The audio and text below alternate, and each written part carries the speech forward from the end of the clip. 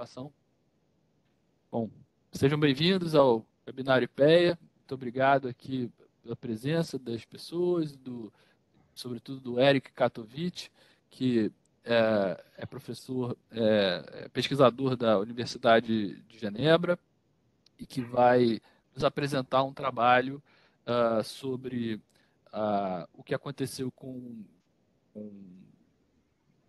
o emprego, né, utilizando arrais, utilizando registros de emprego formal, no momento de expansão e de queda do setor de óleo e gás no Brasil, aproveitando de algum modo esse experimento natural para ver o que aconteceu com os empregos e tal. O Carlos Henrique Corséia, do IPEA, vai, após a apresentação, debater o paper, que já está disponível na internet, uma versão dele, e no final nós podemos, enfim, estender a conversa com perguntas e tal. Mas, em primeiro lugar, muito obrigado ao Eric e ao Carlos por participarem. E, sem mais delongas, acho que só um comentário, se eu entendi bem, Eric também estuda o setor de petróleo com relação digamos, como é que se diz? Conversão energética dos países, né? A migração para energias mais limpas e tal. Eu imagino que essa experiência brasileira também pode, talvez, vir a informar algo sobre o que ocorre quando o setor se retrai ou quando o setor expande, que pode também, talvez, vir a ser aplicado para outros setores de energia, né? Mas, enfim, muito obrigado e passo a palavra, então, ao Eric, por favor. Bom, Marcos, muito obrigado pela apresentação e pelo convite. É um grande prazer para mim poder apresentar para vocês, para um grupo que sabe tanto do contexto, dos dados. Então, qualquer sugestão, dúvida, crítica, é super bem-vinda. Eu vou compartilhar aqui a apresentação, os slides.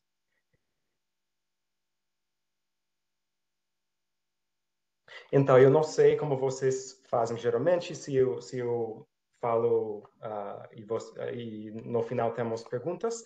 Se tiver alguma dúvida durante a apresentação, não hesitem, por favor, em interromper. Então, este trabalho foi feito em coautoria com Nick Parker, que é professor na Universidade de Wisconsin-Madison, e Stephen Pollack, que é professor na Vrije Universiteit em Amsterdã. Então, como o Marcos já apontou um pouco, nos interessa o tema da experiência dos trabalhadores durante expansões e contrações setoriais. Então, a economia é feita de muitos setores que expandem e se contraem de forma assimétrica. Então, muitas vezes tem algum setor que está bombando, que está crescendo muito, outros setores que estão em declínio. Então, isso vem tanto do processo tecnológico, de inovações tecnológicas, tanto hoje vou falar sobre um setor de commodities que passa por booms e crises devido à natureza de como commodities são muito voláteis e impactadas por vários acontecimentos ao redor do mundo. Então, vamos pensar, para motivar um pouco o trabalho, que nos próximos anos e décadas, vamos ver um declínio generalizado nos setores de combustíveis fósseis, como petróleo, carvão, etc., que vai deslocar muitos trabalhadores desses setores que vão ter ou abandonar o mercado de trabalho ou transicionar para outros setores. E queremos entender quais tipos de trabalhadores vão se beneficiar ou sofrer nesse processo.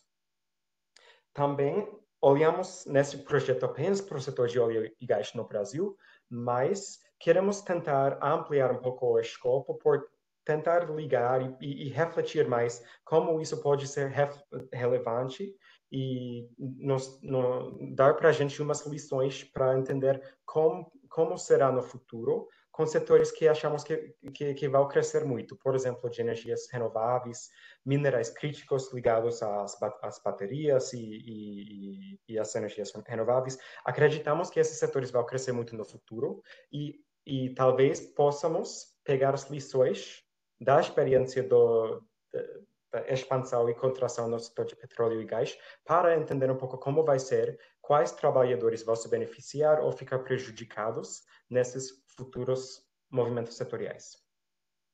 Então, essas expansões e contrações setoriais estão relacionadas com várias fricções. Então, nos modelos mais simples, o trabalhador poderia simplesmente transicionar sem nenhuma fricção, sem nenhum custo, de um setor para outro, de uma empresa para outra. Mas sabemos que, na prática, existem muitos custos de transição. Por exemplo, custos de achar um bom empregado que combina bem com a empresa. O custo de desemprego, que sabemos de outra literatura, que o período de desemprego, o trabalhador pode perder capacidade e sofrer danos persistentes com isso.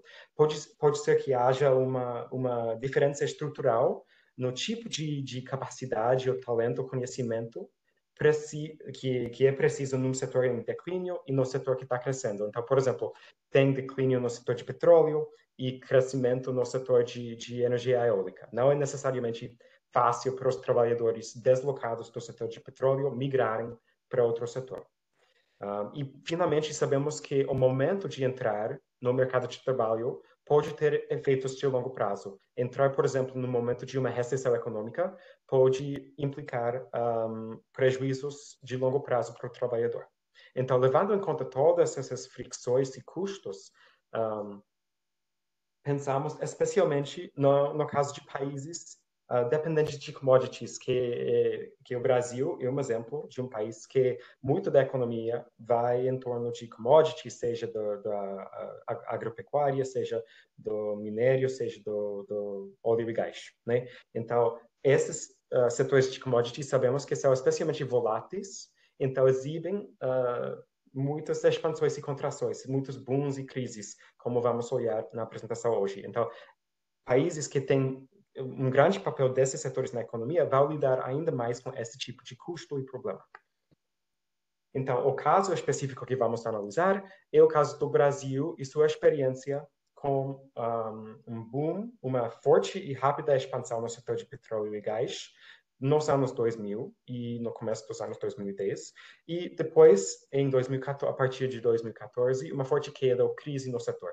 Então, se olharmos aqui no mapa, vemos que o boom, ou a grande expansão, foi devido a um rápido crescimento no preço global, mundial, mas também das descobertas do pré-sal, né? Que essa combinação de alta nos preços e grandes descobertas no offshore do Brasil gerou um grande boom do setor.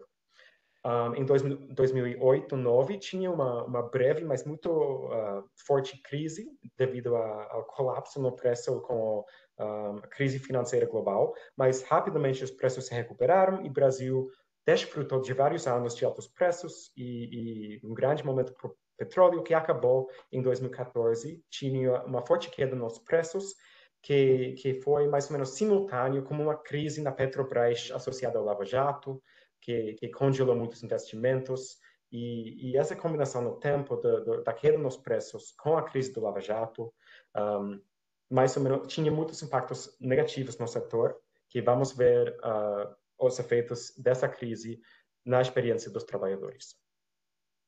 Então, se olharmos e pensamos nessa trajetória de preços e descobertas, podemos ver isso refletido no emprego no setor de petróleo e gás. Então, a primeira coisa que eu acho interessante destacar aqui é que o emprego direto no setor de petróleo e gás é relativamente baixo.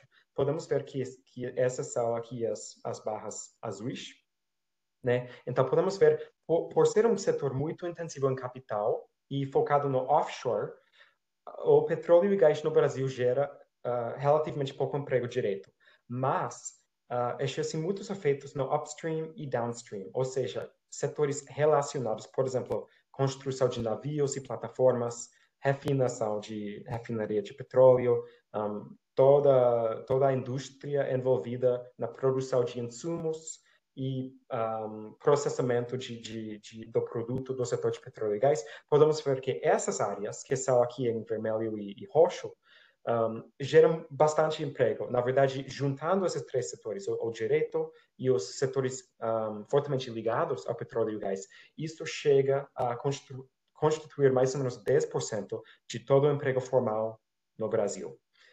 Então, nesta pesquisa, no modelo preferido que a gente usa, agrupamos todos esses setores, o direito e também o upstream e downstream, porque achamos que é interessante ter essa olhar um pouco mais amplo para englobar mais trabalhadores, em vez de só olhar especificamente diretamente para o petróleo e gás. Num teste de robustez, alteramos essas definições e na verdade, não muda muito os resultados. Então, as questões, só para dar uma previsão das questões que a gente faz e os resultados que temos, primeiramente, nos interessa essa questão da cronologia, ou como importa o momento de quando você entra no mercado de trabalho, especificamente quando você entra como trabalhador nesse setor muito volátil, que cresce rápido e depois sofre uma crise. Então, o que achamos é que o momento de entrar faz grande diferença. Os trabalhadores que entram no começo do boom de petróleo, por ali em 2006, quando o setor estava rapidamente crescendo, eles se beneficiam muito por toda a experiência. Mesmo depois da crise, eles se dão bem. Mas esses trabalhadores que entram em anos seguintes, um pouco mais tarde, um pouco mais próximo à crise, sofrem prejuízos relativo ao trabalhadores controle, que eu vou explicar depois como a gente constrói esses trabalhadores contrafatórios. Segunda questão é se existe dentro de qualquer grupo que entra em algum ano específico, se existe heterogeneidade, se tem alguma diferença importante no tipo de trabalhador que se prejudica ou que se beneficia. E o que achamos é que a escolaridade faz um grande efeito. Então, trabalhadores de alta escolaridade são os que mais ganham, mais se beneficiam com o boom e os que mais sobrevivem bem durante a crise. Os trabalhadores de baixa escolaridade nunca se beneficiam muito do boom, mesmo esses que entram em 2006, num ano muito bom, eles nunca ganham muito mais do que trabalhadores em outros setores. E eles são os primeiros a perderem os trabalhos quando chega a crise. Ou seja, os trabalhadores de baixa escolaridade são a margem de ajuste de empresas quando encontram um choque negativo, como a crise de petróleo. A primeira reação dessas empresas é se desligarem de trabalhadores de baixa escolaridade. E vamos entrar um pouco nos mecanismos de por que achamos isso. Exatamente falando disso, queremos entender os mecanismos atrás desses resultados. E identificamos algumas ideias. Uma é que trabalhadores de alta escolaridade entram em trabalhos profissionais, desproporcionalmente, que são o tipo de ocupação que talvez esteja mais relacionado ao acúmulo de conhecimento. E então isso, através dos anos, dá mais valor para a empresa, para esses trabalhadores são mais valiosos para a empresa e, portanto, estão protegidos da crise. Outro mecanismo que identificamos é que, com o progresso do setor, no progressão dos anos, os estudantes e programas de universidade e treinamento técnico respondem ao boom de petróleo e você vê um grande aumento no número de formandos especializados no setor de petróleo e gás. Então, em anos seguintes, essa resposta dos estudantes e dos programas educacionais cria mais concorrência nesse setor que talvez diminua um pouco os benefícios para trabalhadores que entram mais tarde no processo. Tá, gente. Então, começando dos dados que a gente usa, que é uma base que muitos de vocês vão ter bastante familiaridade, é a RAIS, que é um registro do universo de trabalhadores formais no Brasil. Então, a gente usa essa base para construir painéis ao nível do trabalhador, para seguir os trabalhadores através dos anos e seguirem a sua experiência no mercado de trabalho. Obviamente, uma limitação da RAIS é que só captura os trabalhadores formais e a gente não observa trabalhadores informais. Então, se alguém não apareceu na RAIS, não sabemos, é difícil de saber se a pessoa esteja desempregada ou se a pessoa esteja com sua própria empresa, ou se está trabalhando no setor informal. Então, isso é uma limitação da pesquisa, mas eu vou apresentar alguns dados complementares da PNAD para mais ou menos termos uma ideia da formalidade no setor de petróleo e gás. Vou apresentar isso um pouco mais à frente. Então, neste artigo, no paper, a gente olha para 3 tipos de trabalhadores, porque na raiz dá para desagregar o tipo de ligação e desligação do emprego com o empregador. Então, olhamos para trabalhadores experientes que são recrutados de uma empresa e saem dessa empresa voluntariamente, rescisão sem justa causa por iniciativa do empregado, para uma empresa no setor de petróleo e gás. Ou seja, eles já tiveram experiência no mercado formal de trabalho, mas eles escolhem ir para o setor de petróleo e gás. Olhamos também para trabalhadores que ganham seu primeiro emprego formal, os primeiros empregados, que talvez tiveram a oportunidade de tomar uma decisão de investir mais no capital humano, observando o setor, o crescimento do setor. E, finalmente, olhamos para um grande grupo, que, na verdade, é o maior grupo de trabalhadores que entram no setor de petróleo e gás, que são trabalhadores contratados que anteriormente estavam desempregados ou no setor informal. Nesta apresentação, vou focar apenas nos trabalhadores experientes, especificamente porque eles apresentam o caso com melhor potencial de inferência causal, porque observamos eles antes, então podemos ver a trajetória antes do tratamento para eles. Então, só para de curiosidade, ou entender um pouco o que a gente está perdendo por só olhar os dados do emprego formal, da RAIS, aqui a gente usa dados da PNAD para mostrar, neste gráfico aqui na esquerda, de que o setor de petróleo e gás é relativamente muito formalizado, comparado com o Brasil como um total. Então, podemos ver que mais ou menos 70% a 90% dos trabalhadores nesse setor são formalizados. Então, por usar a RAIS e focar nesse setor, perdemos da amostra relativamente poucos trabalhadores. No gráfico aqui na direita, podemos ver que se a gente ver que um trabalhador sumir da RAIS e ou entrou para ser desempregado ou entrou para o mercado informal, entendemos que provavelmente sofreu uma perda na renda e também nos benefícios que não aparecem aqui, porque vemos que a renda informal nesses setores é mais ou menos a metade ou 2/3 do salário formal. Então, entendemos que o que a gente está pegando são os benefícios de estar empregado formalmente no setor de petróleo e gás. Então, para apresentar a estratégia empírica, o objetivo é entender qual é o efeito causal de entrar no setor de petróleo e gás, comparado com o contrafactual. Então, a questão é, o que é essa contrafactual? O que mais faz sentido? Uma contrafactual possível poderia ser comparar o trabalhador que opta por sair de sua empresa e entrar no petróleo e gás, comparado com o trabalhador que fique atrás, né? Isso é uma comparação. Mas nessa comparação tem muita questão de seleção, porque pode ter muita diferença entre duas pessoas. Se uma pessoa optar por se arriscar num novo setor e o trabalhador que escolhe ficar na empresa. Então, a gente não achava tão válida essa comparação e optamos por outra comparação, que é comparar dois trabalhadores, um que sai do seu emprego para entrar no petróleo e gás, comparado com um trabalhador que sai no mesmo ano para entrar em algum outro setor que não seja petróleo e gás.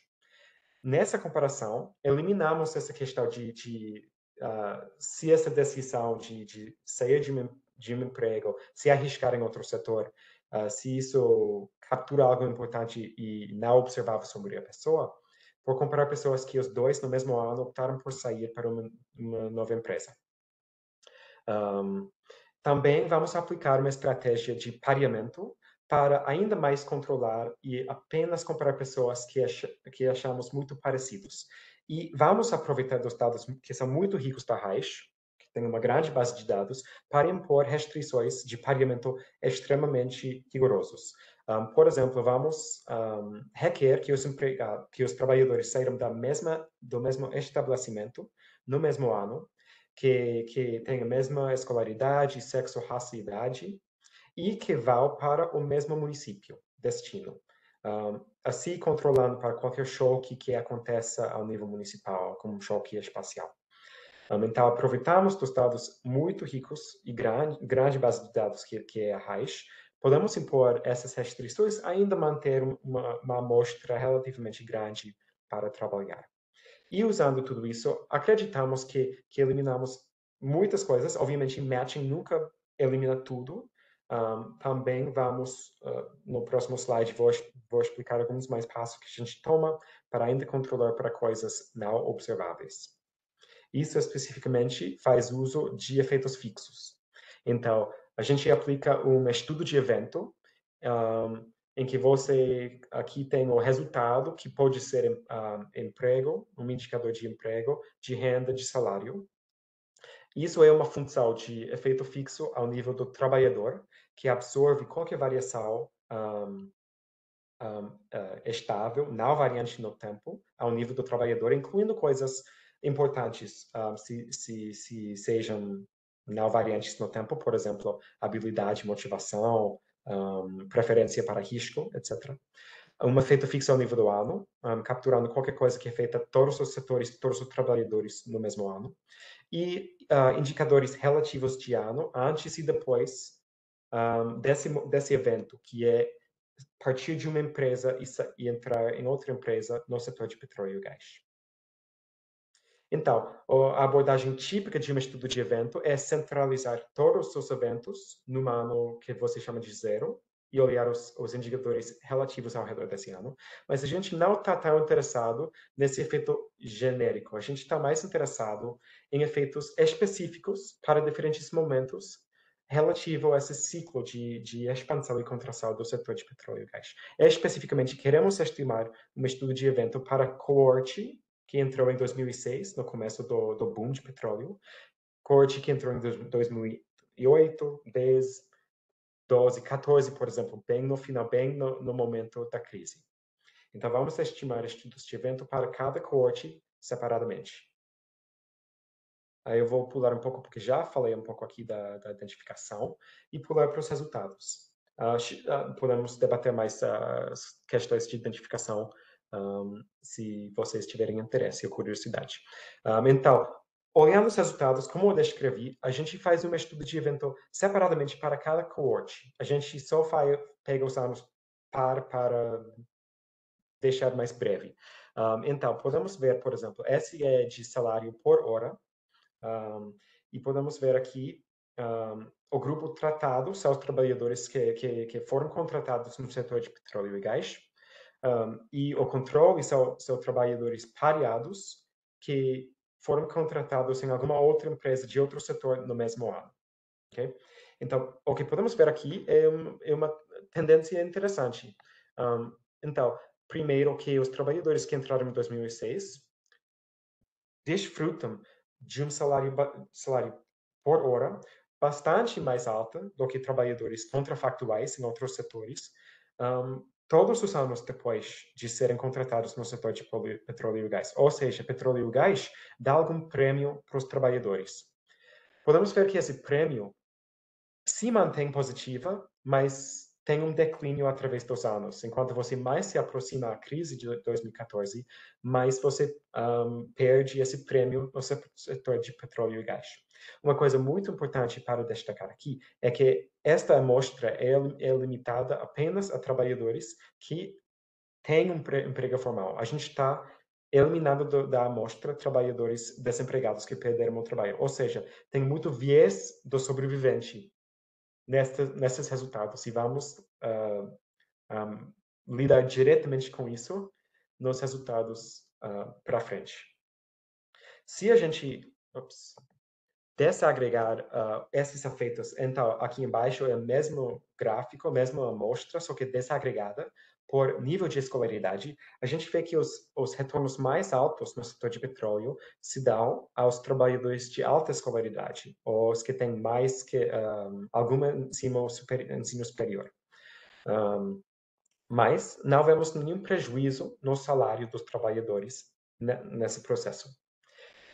Se a gente agora vai para meses de empregados por ano, que vai de 0 a 12, agora achamos resultados muito diferentes.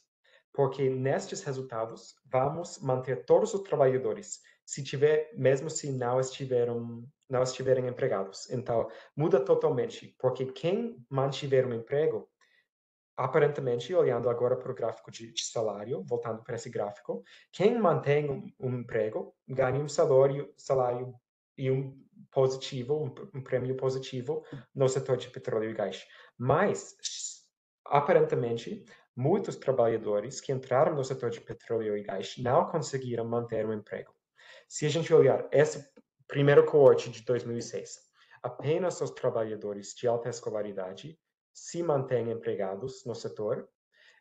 Os trabalhadores de baixa escolaridade perdem o emprego quando chega a crise.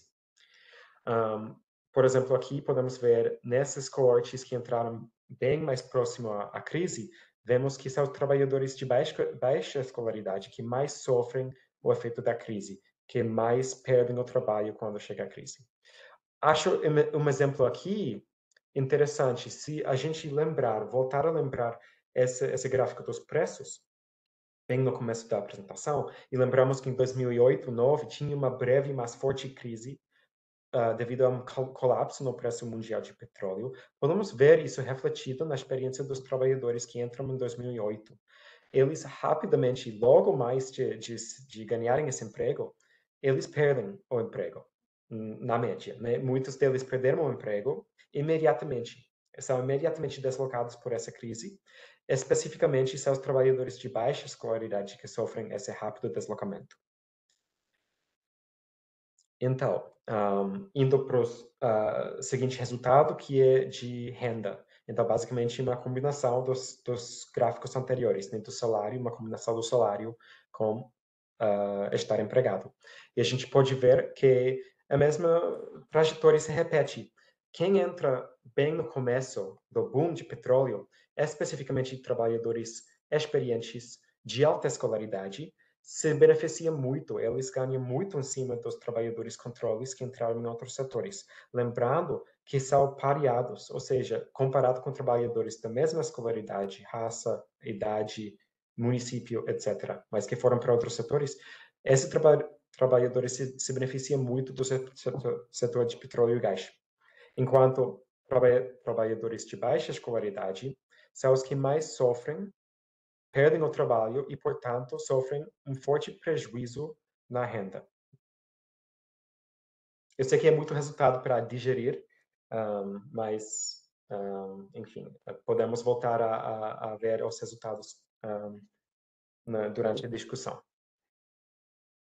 Então, a gente faz vários testes de robustez, não vou perder de mais tempo com isso, mas um primeiro teste de robustez, lembrando que esses resultados que eu acabei de mostrar são apenas para, incluem o setor de petróleo e gás e também setores relacionados, por exemplo, a construção de navios, refino de petróleo, etc. Se a gente tirar esses setores indiretos e deixar apenas o setor de petróleo e gás, os efeitos são muito maiores. Isso faz sentido, porque o setor de petróleo e gás em si, obviamente, vai ser o setor que mais sente o impacto do boom de crise no petróleo e gás.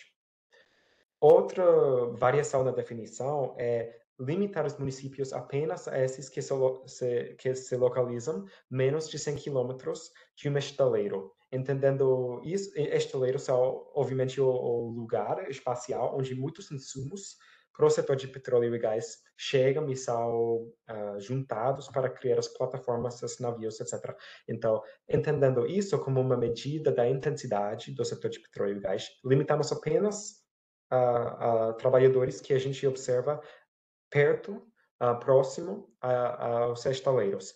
E limitando a amostra a si, os resultados também são muito maiores no magnitude, que de novo faz sentido, porque estamos limitando a amostra aos lugares mais impactados pelo setor de petróleo e gás.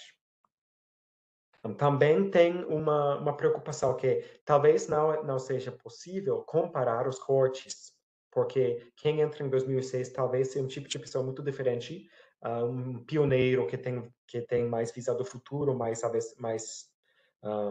que gosta mais de risco, do que uma pessoa que demorou e entrou em 2010, 2012. Talvez não dá para comparar o tipo de pessoa através de diferentes cortes.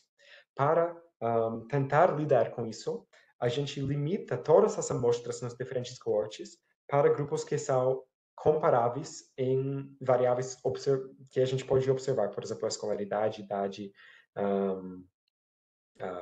raça, escolaridade, esse tipo de coisa. Os resultados não mudam muito quando a gente faz isso, e os resultados também não mudam muito quando a gente aplica um dos novos estimadores de Callaway e Santana, que lida com vários problemas e vieses introduzidos no modelo de efeitos fixos bidirecionais. Então, entrando um pouco, acho que tenho alguns minutos ainda, então entrando um pouco nos mecanismos. O que pode explicar os resultados que a gente acha?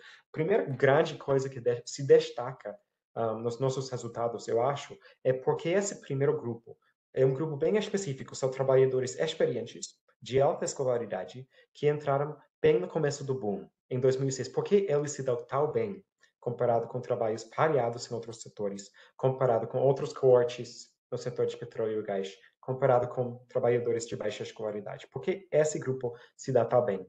Então, a primeira questão é que talvez uma questão de estabilidade. Eles conseguem manter os empregos. Ou poderia ser totalmente ao contrário. Poderia ser que eles conseguem fugir. Talvez eles tenham capacidades mais transferíveis e eles conseguem pular do barco na crise, pular para outro setor. A gente vai mostrar que é mais estabilidade e menos essa segunda história da transferabilidade. Especificamente, criamos um indicador de se o trabalhador ainda exerce a mesma ocupação do que foi contratado. Então, isso mais ou menos mede se o trabalhador continue fazendo uma coisa parecida ou se está sempre pulando para diferentes áreas. Se mantendo na mesma ocupação, talvez você consegue desenvolver capacidades mais sofisticadas. A gente está fazendo códigos de ocupação de 4 dígitos, ou seja, raízes de ocupação, que deixa o trabalhador mudar de uma área para outra, por exemplo, subir um pouco no nível de sofisticação da ocupação. E a gente vê claramente que os trabalhadores aqui, nesse primeiro corte de alta escolaridade, são os que mais ficam na mesma ocupação. Eles estão muito estáveis nessa mesma ocupação.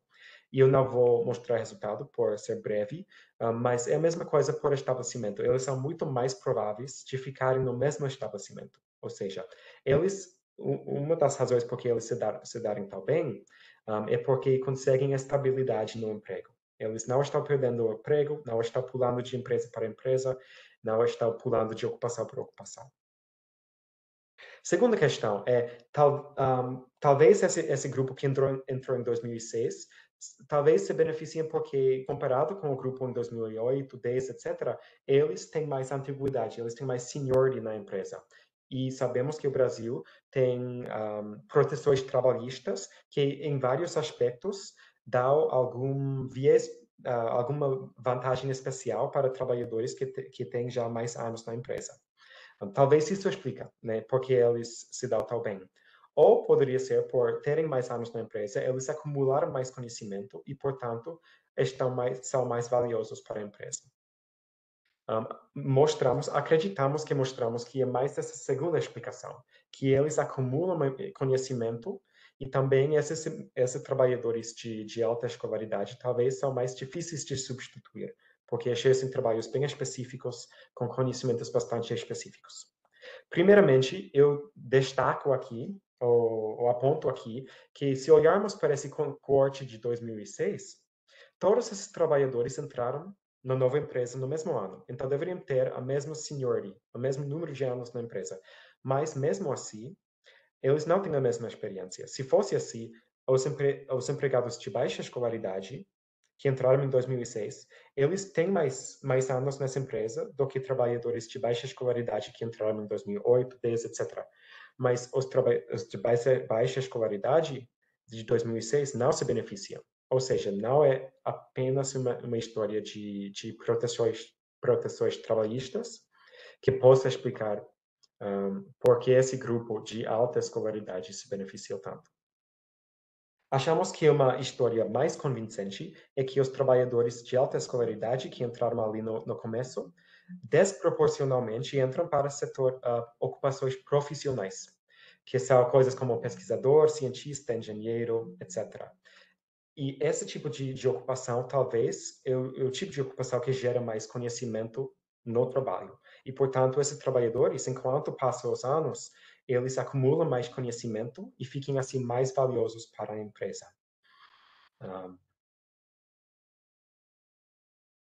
Ok, tá, desculpa, muitos resultados, gente, mas só mais uma coisa muito rápida. Outra possível explicação é que, se olhamos esses gráficos, esse, por exemplo, eu estou mudando um pouco da ideia, pegando outros dados do Censo de Educação Superior. Se olhamos aqui, podemos ver que houve, durante essa expansão forte no setor de petróleo e gás, também houve um boom no número de pessoas se formando em áreas relacionadas ao setor de petróleo e gás. Então, a gente pegou todos os cursos, áreas de curso do ensino superior e classificamos manualmente como relacionado ou não ao petróleo e gás. Mostramos que tem um forte crescimento, especialmente no ensino técnico, também tem no ensino universitário, só que se você coloca no mesmo eixo, ele não parece tão grande, mas também tinha uma forte expansão. Mas é muito forte na expansão de ensino técnico relacionado ao petróleo e gás.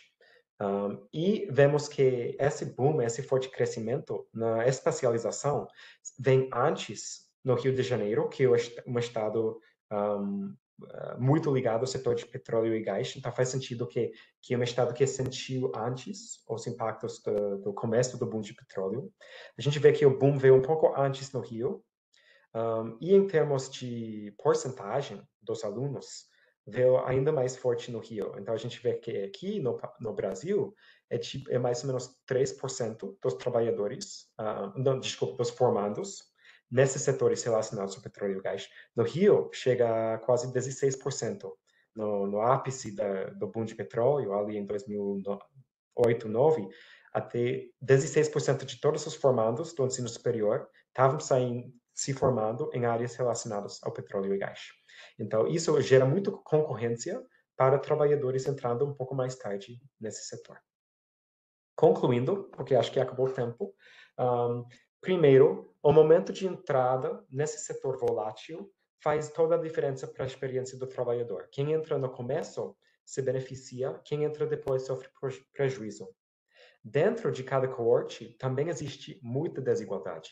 Os trabalhadores de alta escolaridade capturam todos os benefícios e os trabalhadores de baixa escolaridade, eles são margem de ajuste quando a empresa sofre algum choque negativo. A primeira coisa, a pessoa que sofre é o trabalhador de baixa escolaridade, que talvez ache um trabalho mais fácil de substituir. Então, eles são mais fáceis de desligar para a empresa e pensando que poderão contratar mais pessoas no futuro. E assim, esse setor, a volatilidade setorial, gera duas dimensões de desigualdade. Primeiro, entre cohortes, os primeiros se beneficiam mais, os que entram tarde são prejudicados. E dentro de cada cohorte também, essa volatilidade setorial cria desigualdade por premiar os que mais têm educação e prejudicar esses que não têm.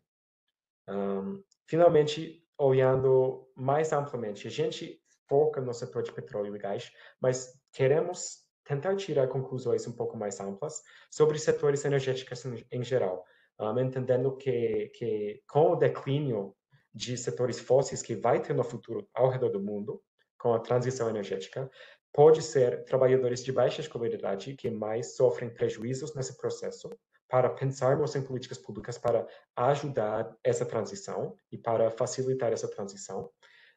E entender também que os ganhos de quem vai se beneficiar nos futuros booms de energias renováveis, pode ter benefícios muito desiguais, com certos grupos que conseguem entrar primeiro com capacitação especializada, podem capturar muitos dos benefícios em geral, o trabalhador talvez não vai curtir tanto dos benefícios dos novos booms de energia renovável. Então, eu deixo ali, felizmente retorno a qualquer ponto que não ficou claro. E, Carlos, eu já quero saber dos comentários. Então, muito obrigado pela atenção. E qualquer comentário e sugestão é super bem-vinda. Obrigado. Obrigado, Eric, pela apresentação, muito instrutiva. Também quero ouvir o Kiko para saber o que chama mais atenção nele no trabalho e tal. Enfim, eu achei fantástico, tá? Eu achei muito interessante, muito importante e, e não saberia nem por onde começar a perguntar, mas assim, eu vou passar a palavra para o Kiko para ouvir as perguntas e os comentários dele, que tem bastante experiência em trabalhar com essa base, com esse tipo de modelo também. Bom, boa tarde a todos. Agradecer o convite, Marcos, e o Eric por ter feito essa gentileza de estar apresentando aqui no IPEA. Um grande prazer, Eric. E assim, parabenizar, realmente um trabalho muito bom. Eu fico muito feliz quando tem essas pessoas que não são brasileiras e que analisam profundamente e provêm para a gente, assim, de graça, né, uma análise tão detalhada, tão útil sobre o que está acontecendo no Brasil, né? Tomara que você continue analisando o Brasil com esse grau de seriedade que você fez nesse trabalho realmente muito completo, de fôlego, né, um trabalho que se preocupa não apenas em obter um resultado por si só, mas se preocupa em ter certeza que aquele resultado faz sentido. Vocês nem viram aí metade do esforço que ele fez de vários exercícios de robustez, de fazer de um jeito, fazer de outro, explicação A, explicação B, explicação C, ele foi cercando por todos os lados. A metodologia, porque ele também não teve tempo, né, tem 1000 detalhes ali, então ele, não satisfeito em obter os resultados, se certificou de que realmente as coisas eram robustas e mais importante para a gente aqui, né, que está recebendo esse conhecimento, um esforço enorme de interpretar também esses resultados, né? Então, realmente fico muito grato assim, né, quando tem um trabalho desse sendo feito com os nossos dados do Brasil. Aí, Eric, eu tenho alguns comentários sim para fazer.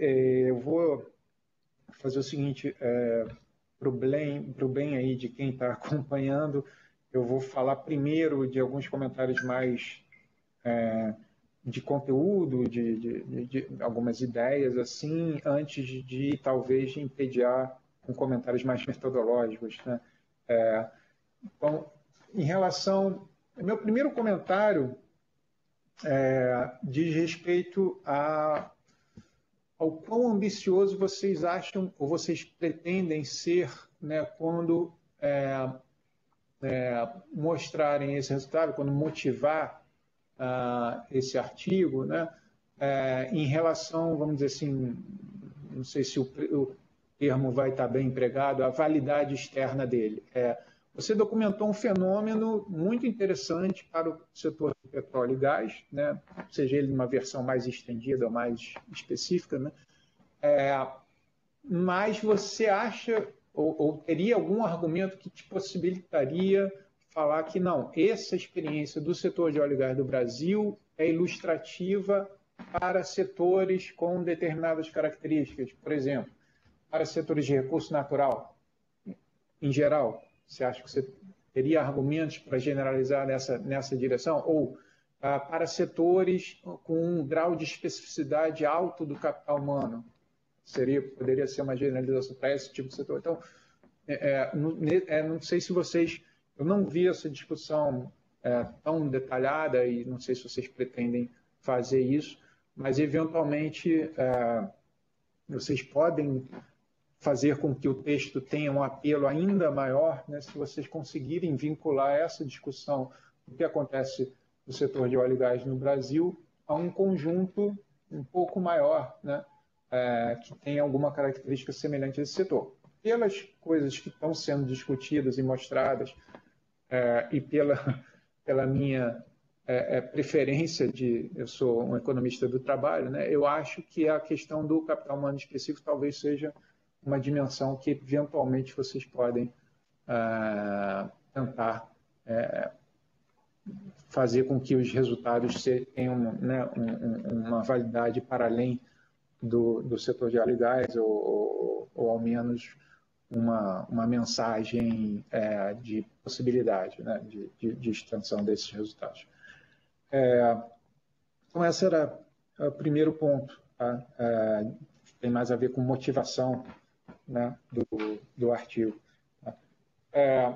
Aí, vou passar agora do comecinho lá para o final, né, para os mecanismos, né, de como vocês interpretam os resultados que vocês obtêm. Principalmente, né, eu vou falar basicamente aqui de um dos resultados que tem a ver com o maior efeito positivo para a coorte 2006 e, sobretudo, para os trabalhadores mais educados dentro dessa coorte de 2006. Né? Aí você oferece algumas interpretações para para explicar por que essa coorte poderia ter vindo a ser a mais beneficiada, e dentro dessa coorte porque os trabalhadores mais educados poderiam vir a ser os mais beneficiados, e, recuperando aí um pouco do final da sua fala, poderia ter a ver com um conhecimento específico, né, em ocupações para onde esses trabalhadores são alocados. Né? Mas eu acho assim, eu não descartaria, ou pelo menos eu faria alguns outros exercícios, por mais contraditório que isso pareça, que eu falei que vocês já fizeram muito exercício e realmente já fizeram, mas assim, eu ainda vejo possibilidade de interpretar esse resultado por outros canais, que não esses que você explorou. Quer dizer, um deles é muito relacionado com uma coisa que você falou, né? O custo, a forma como o custo de demissão varia no Brasil. É verdade que favorece trabalhadores mais antigos, mas não só trabalhadores mais antigos, trabalhadores com salário mais alto também. Né? A demissão custa mais para trabalhadores com salários mais altos. Né? Claro, são as duas coisas. A interação dessas duas coisas é basicamente o custo de demissão. Né? Então, e os trabalhadores mais educados tendem a ter salários mais altos. Né? Então, vamos dizer assim, o fator custo de demissão eu não descartaria, pode não ser a única coisa operando ali, né? Mas eu não descartaria numa possível interpretação aí dos resultados. Né? E outra coisa que me levou também a pensar aqui é que, relacionado ainda à questão da saída desses trabalhadores, dentro do setor de óleo e gás, principalmente daquele subgrupo que se chama diretamente relacionado, né, a óleo e gás, você tem a Petrobras. Né? A Petrobras é uma empresa estatal. Né? Os trabalhadores entram por concurso e é bem difícil deles serem desligados, né? Apesar do contrato deles ser CLT, né? É uma questão, né? Relacionada assim, eu acho que as demissões na Petrobras devem ser muito menos frequentes do que outras empresas onde tem trabalhadores com contrato CLT. Tá? Então, eu não sei, talvez valha a pena você levantar o fluxo de entrada de concursados na Petrobras, A Petrobras deve ter feito muito concurso nesse horizonte aí que você tá olhando, né? Mas é só para descartar que eventualmente tenha um pico de fluxo de entrada de concursados ali em 2006. Entendeu? Isso te atrapalharia um pouco, acho que abriria uma brecha para uma outra interpretação, caso houvesse uma concentração de contratados na Petrobras em 2006. Eu digo Petrobras, mas assim, qualquer empresa cuja natureza jurídica seja uma estatal ou uma empresa do governo relacionada aí no setor de óleo e gás. Né?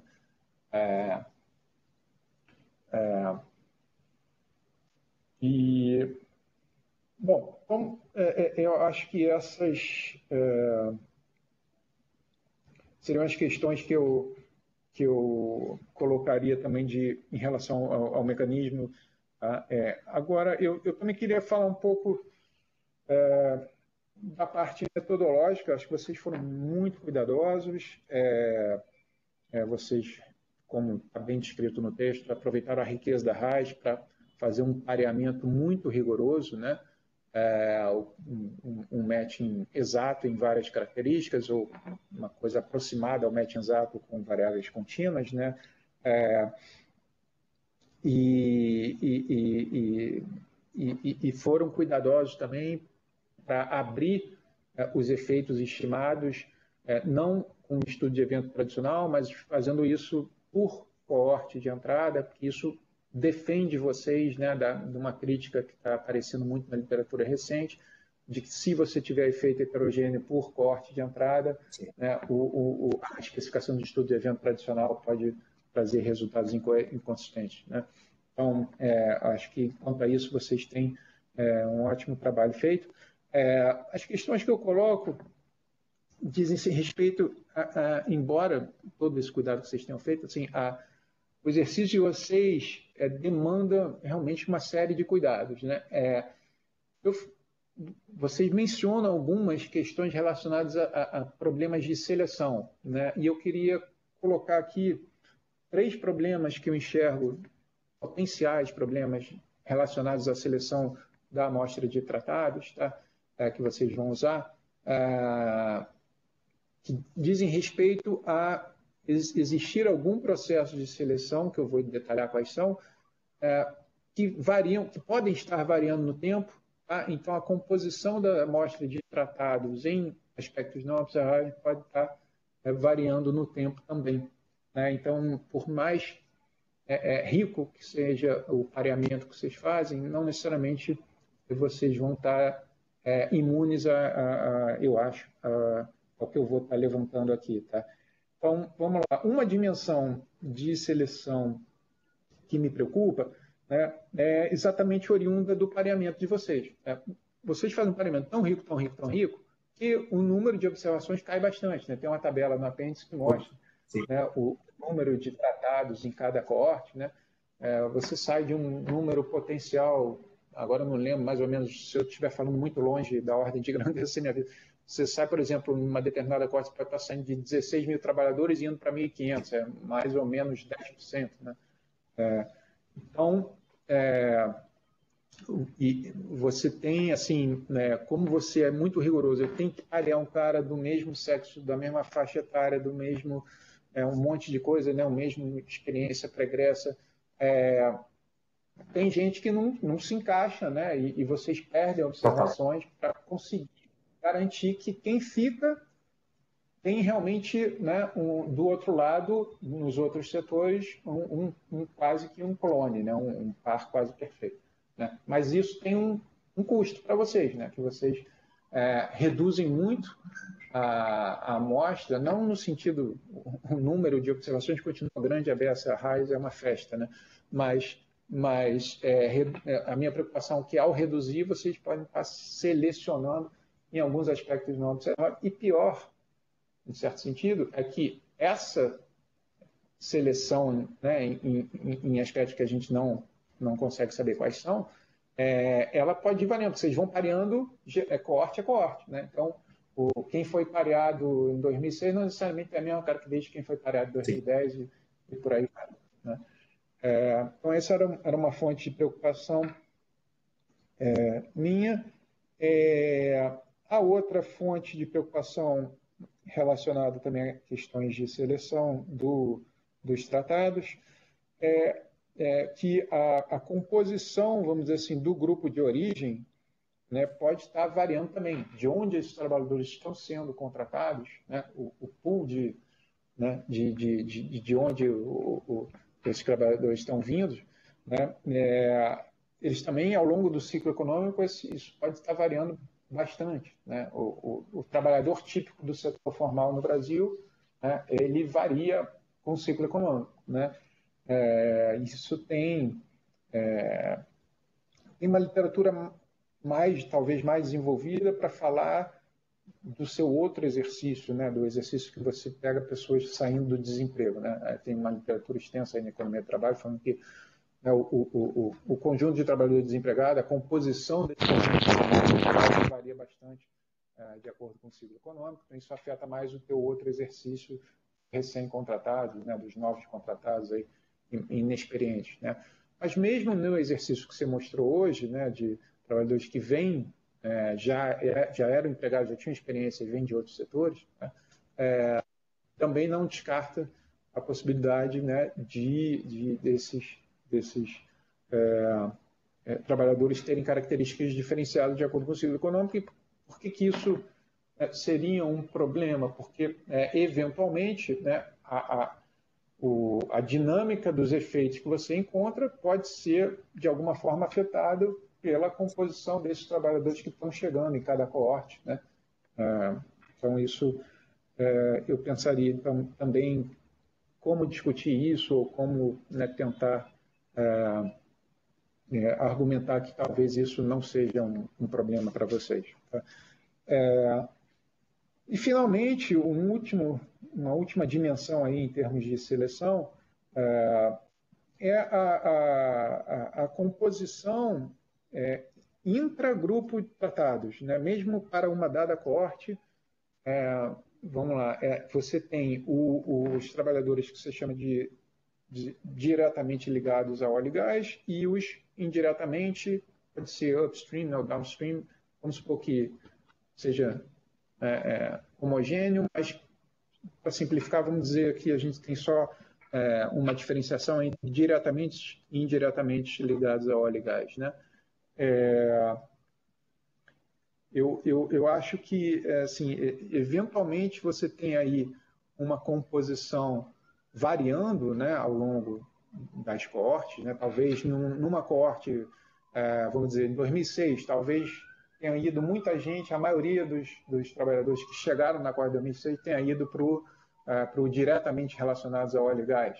Né? E já em 2014 pode ter ido muita gente para os indiretamente. Então, essa mudança de composição dentro do grupo de tratamento entre esses subgrupos, né, de setores, tá, podem estar afetando na medida em que demissão, ajustes no emprego sejam diferenciados, né, no setor diretamente e nos setores indiretamente relacionados ao óleo e gás, por exemplo, com a questão que eu comentei de ter mais estatal num lugar do que ou mais grande empresa, ou, por exemplo, os estaleiros até que são grandes, mas pode ter uma série de outros fornecedores que são pequenas empresas, né, que tenham aí nos indiretamente relacionados a petróleo e gás. Né?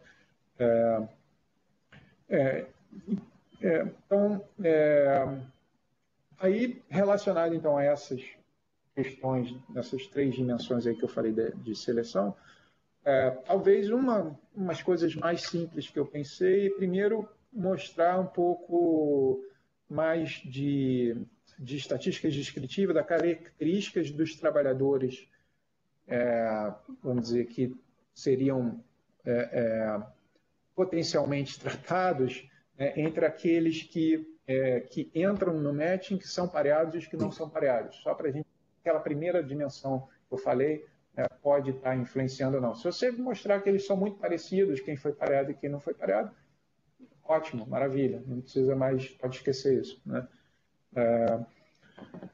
E outra estatística descritiva também que é fácil de fazer, e eu acho que pode ser ilustrativa,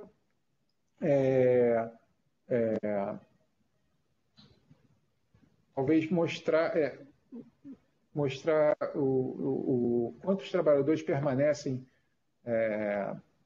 empregados, né? Você tem um exercício que é quantos meses os trabalhadores ficam empregados no ano, né? Mas eu acho que também seria interessante mostrar quantos permanecem empregados com o passar do tempo.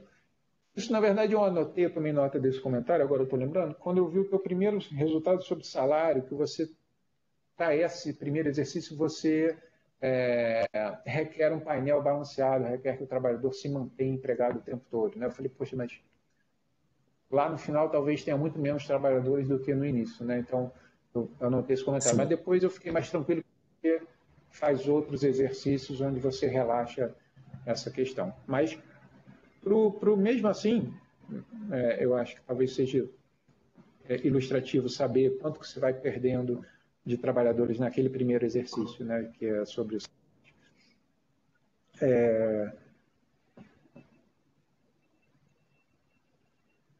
Sim, uma questão última de metodologia. Na verdade, mais uma pergunta, tá? Vamos lá, você meio que a sua estratégia, né? Você implementa, vamos dizer assim, em duas etapas. Primeiro, você faz o pareamento, né? Aí reduz a amostra um pouco, né? Restringe, então, a sua amostra só para quem teve o pareamento lá exato. E aí leva essas observações para aquele modelo de regressão estilo estudo de eventos que está lá descrito e que você apresentou. Mas ao levar para a regressão, nada garante que o contrafactual de um trabalhador do grupo de tratamento vai ser aquele par ou aqueles outros trabalhadores que ficaram, né, no mesmo grupo de pareamento daquele tratado, né? Então, eu estou pensando alto aqui, tá? Então, Me parece que então, sim, eu também sempre me deparei com isso, que no final das contas não faz tanto sentido, né? Mas tem um peso, quando você faz o pareamento, o matching, gera um peso para cada observação, que dá que pondera como esse trabalhador combina ou está pareado com os no grupo de controle. Então, você inclui essa ponderação, esse peso na regressão, e isso faz o ajuste que você está se referindo. Então, tá, porque eu pensei em incluir alguma coisa do tipo uma dummy para cada grupo do pareamento, sabe? Para cada célula sim, do porque pareamento. exatamente o exemplo mais simples seria o nearest neighbor matching, que você pega apenas uma observação controle mais parecido com cada tratado. Aí seria uma versão da ponderação, que seria basicamente um dummy para cada par, né? Isto é uma versão mais generalizada dessa ideia.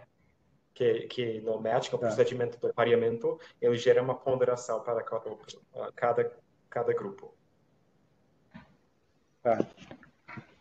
Não, tudo bem. E o último comentário para dar tempo das pessoas se manifestarem aí também, quem mais tiver dúvida. Para ajudar voltando agora à interpretação e os mecanismos, uma coisa que eu fiquei pensando que tem uma relação com o que vocês exploram em termos de pessoas que vão estar estudando algum curso mais relacionado à área, né? Vão adquirir uma formação mais relacionada para petróleo e gás e tal. Isso talvez afete mais os novos contratados, né? Mas o pessoal, para o exercício de coaching, né? Para o pessoal que sai de um setor e vai parar em óleo e gás, que talvez vocês possam analisar se, com o passar do tempo, nas diferentes coortes, olhar, entre aspas, para a distância da ocupação que ele tinha nesse outro setor para a ocupação que ele tem no setor de óleo e gás, tá? Ou no grupo de controle para o outro setor onde ele for, né? Isso tem como mensurar, tá? Baseado em score de habilidades que dá para serem calculados a partir da CBO, né? Você meio que consegue saber se uma ocupação é, entre aspas, parecida com a outra no sentido das habilidades que são exigidas para desempenhar papel em uma ou na outra ocupação, né? Porque talvez você tenha trabalhadores, né, que estão acostumados a desempenhar tarefas mais parecidas em algumas das cortes e depois você acaba tendo que recorrer, esses trabalhadores começam a ficar escassos e você começa a recorrer a trabalhadores que estavam fazendo tarefas muito diferentes, né? No Brasil, a gente teve um debate muito intenso ali em 2012 sobre apagão de mão de obra. Era uma ideia de que a mão de obra especializada, mais qualificada, estava em falta, né? Que empresas tinham dificuldade de achar profissionais com determinados perfis, né? Então, isso pode afetar também naquela linha de interpretar os resultados como uma possível mudança de composição aí. Mas é isso, voltar a parabenizar o trabalho, que vocês continuem nos ajudando aí a gerar essas evidências e essas interpretações para o que acontece aqui com a experiência brasileira. Carlos, muito obrigado por comentários tão detalhados e bem pensados. Realmente um prazer discutir isso com você, porque para nós tem sido um processo de aprendizagem, né? De usar os dados para descobrir, tentar entender, tentar interpretar. Então tem sido um exercício longo nesse processo, e é maravilhoso poder ouvir a sua interpretação. Realmente agradeço muito pelos comentários. Eu não sei quanto tempo se eu tenho um tempinho ainda para responder. Fique à vontade. O tempo que você julgar necessário, nós temos aqui. Tá bom. Sim, eu sou Carlos, eu não vou. Eu anotei tudo que você escreveu, ou você comentou. Vou levantar com meus coautores, vai ser muito rico poder refletirmos. Mas só pensando em alguns pontos. Obviamente, a gente quer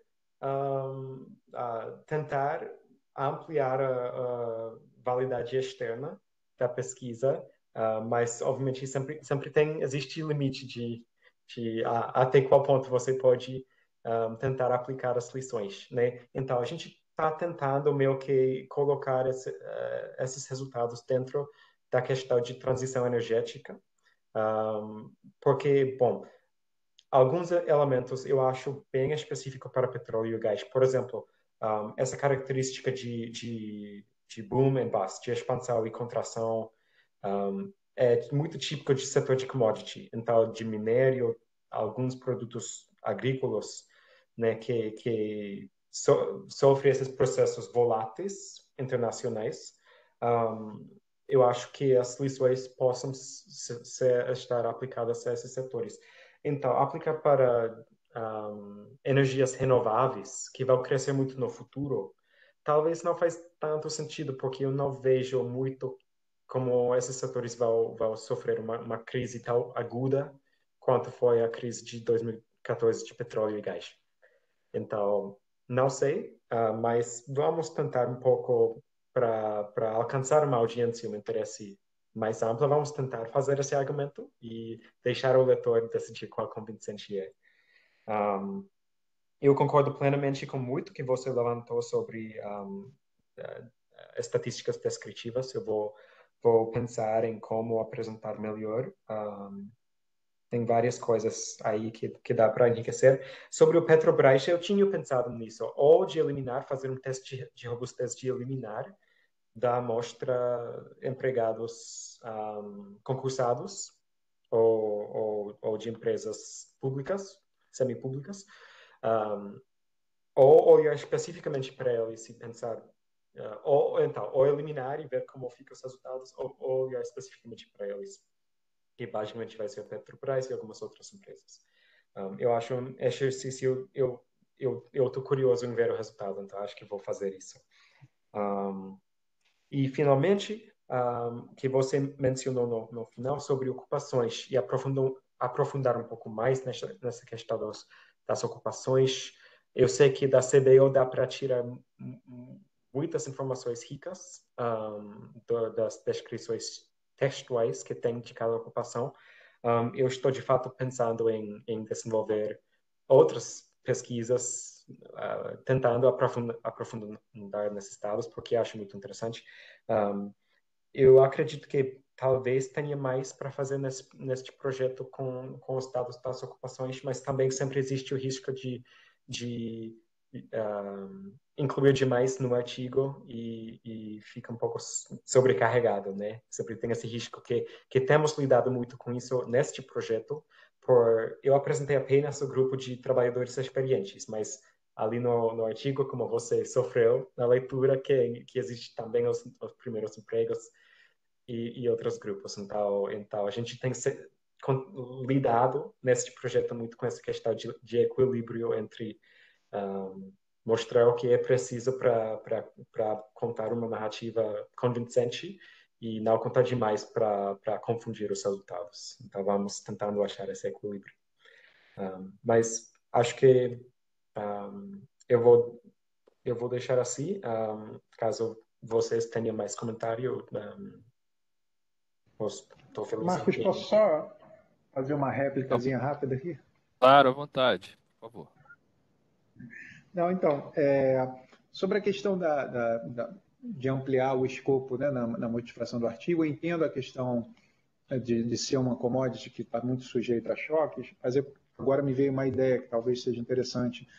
Talvez até vocês já tenham, em algum momento, mencionado isso, mas seria o caso de tornar isso, valorizar ainda mais essa potencial motivação, que é combinar a questão de um setor de commodity que tem trabalhadores com perfil desigual, alguns trabalhadores, né, de profissionais em categorias específicas que têm um alto capital humano ali para se acumular e outras ocupações mais básicas que, pelo visto, sofrem nos choques negativos. Eu acho que isso pode ser muito importante para países em desenvolvimento, né? Muitos dependem de commodity, muitos têm esse perfil de trabalhadores desiguais, né, com características bem desiguais.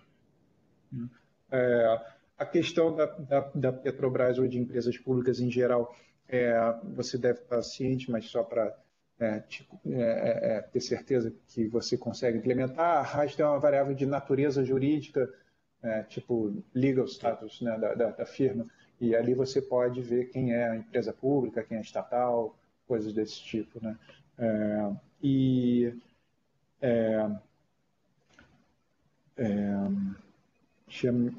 A última coisa que você mencionou agora...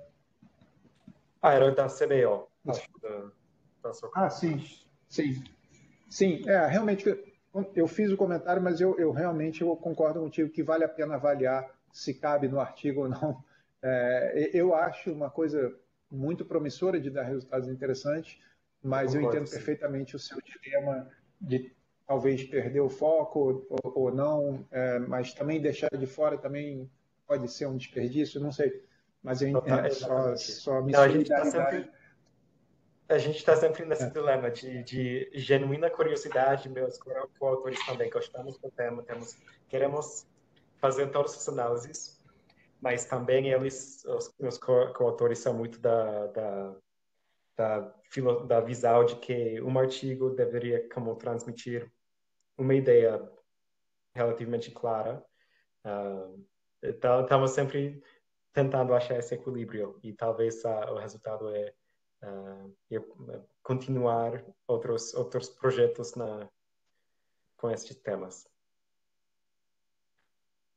Bom, eu gostaria de perguntar se você poderia explicar um pouquinho melhor como funciona a ponderação do pareamento, que eu entendi que ela mitiga alguns problemas, mas não entendi exatamente quais. Enquanto o Carlos perguntava sobre a composição setorial, dos tratados, dos não tratados, eu imaginava, será que isso já está resolvido pelo pareamento?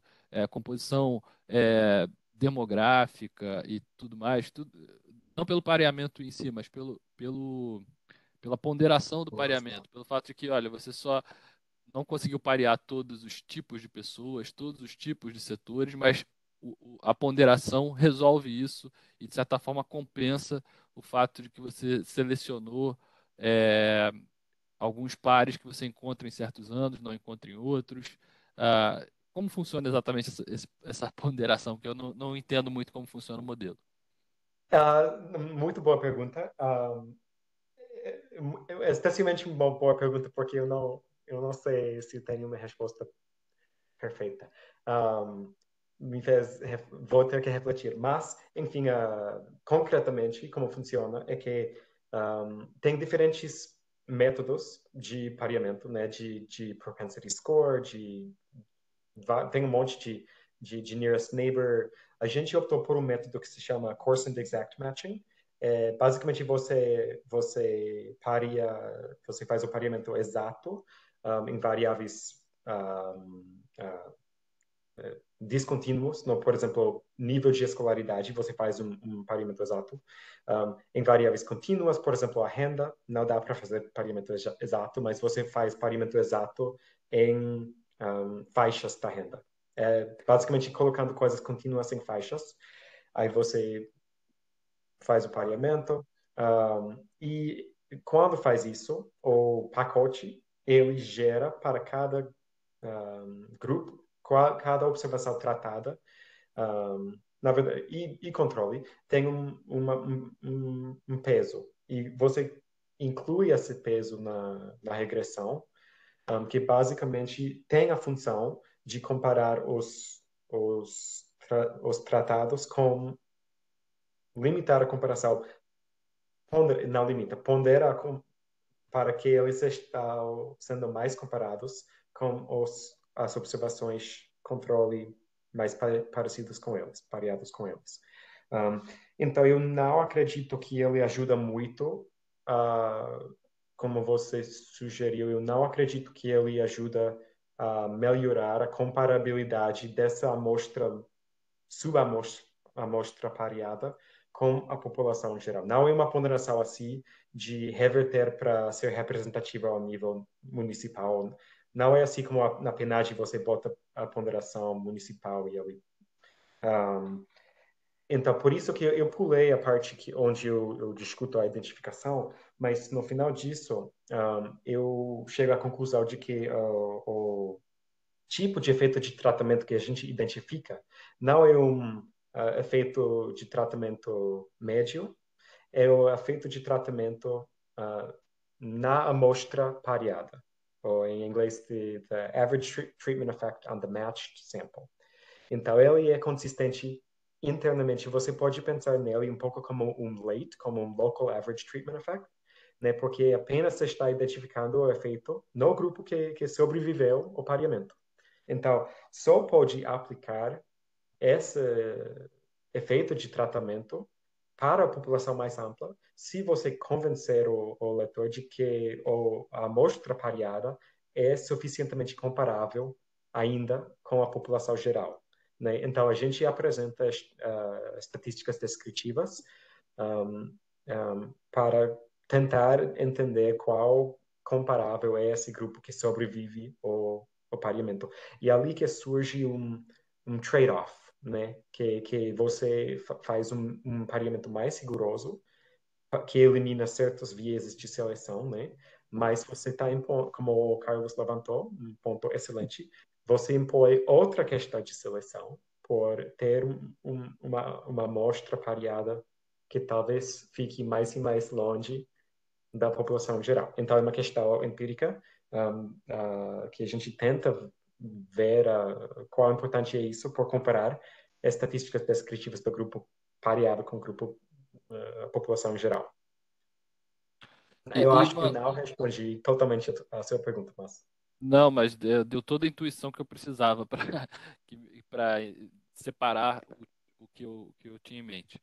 Mas a outra questão é se vocês cogitaram tentar separar um pouco os, os canais causadores do boom e do bust que você menciona, porque é, ao preço da commodity, que é um fator global, isso afetou o setor de petróleo no mundo inteiro, e por outro lado você menciona na fase de expansão as descobertas e na fase de retração a investigação da Lava Jato, são fatores específicos do Brasil.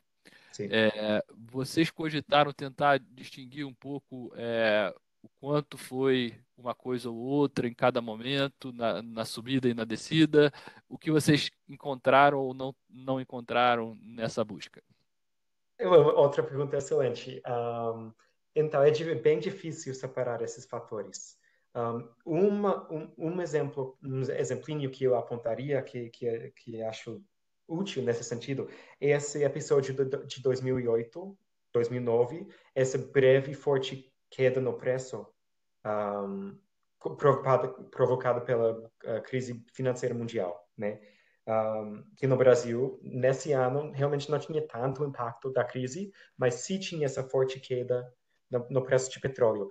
E lembramos que isso foi bem no meio da época do pré-sal, estava rolando muitas descobertas em 2008 e 2009, e não tinha nada do Lava Jato.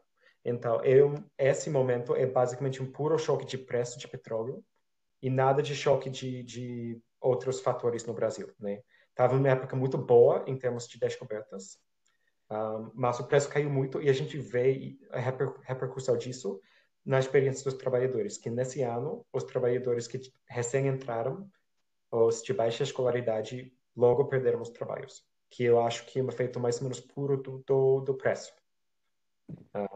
Então, esse talvez é um incidente que ajuda a separar os efeitos de preço, mas eu deveria apontar melhor isso, porque fora disso eu acho difícil, porque Lava Jato aconteceu no mesmo ano, no mesmo momento, mais ou menos do que a queda nos preços. E essa subida dos preços no começo, como você apontou, tá rolando as descobertas do pré-sal. Então, acho que só esse momento de 2008, com essa queda no preço, que separa. Perfeito.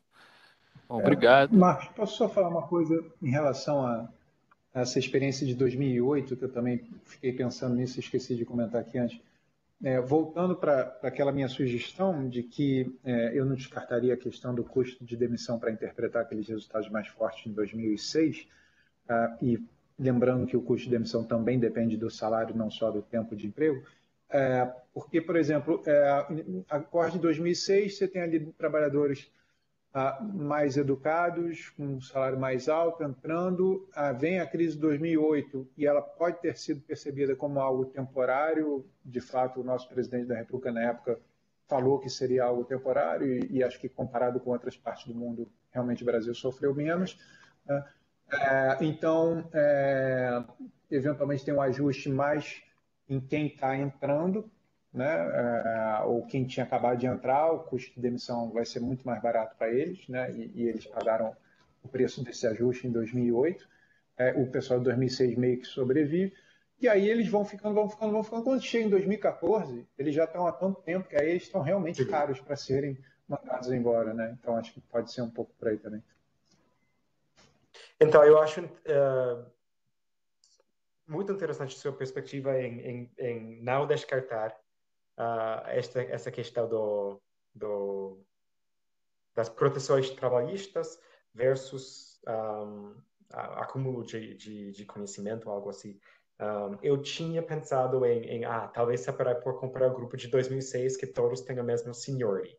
Mas, como você super bem apontou, ainda não deveria surpreender que nesse ano tenha essa heterogeneidade, porque não é só nos anos de serviço, mas também os custos são proporcionais ao salário. Então, é super. Não, esse ponto é excelente. Bom, eu acho que se o Carlos quiser fazer mais perguntas, comentários, fique à vontade. Não, para mim Não. era isso mesmo. Bom, eu achei ótima a apresentação, ótimos os comentários. Acho que realmente é uma oportunidade ótima para nós ter alguém que se debruçou com cuidado sobre os dados brasileiros para falar de um problema que foi vivido aqui, né? Então, tanto a parte boa quanto a parte ruim dessa curva foi vivida aqui e que nos ensina, talvez, como passar pelas próximas curvas que nós enfrentaremos, né? Então, muito obrigado, Eric, muito obrigado, Carlos, pela participação hoje aqui e, enfim, obrigado a quem nos acompanhou também e quem vai estar vendo depois. Um abraço a todos. Muito obrigado, Marcos, Carlos. Muito obrigado pela organização e convite. Super agradeço. Tchau, tchau, gente. Um abraço. Tchau, tchau.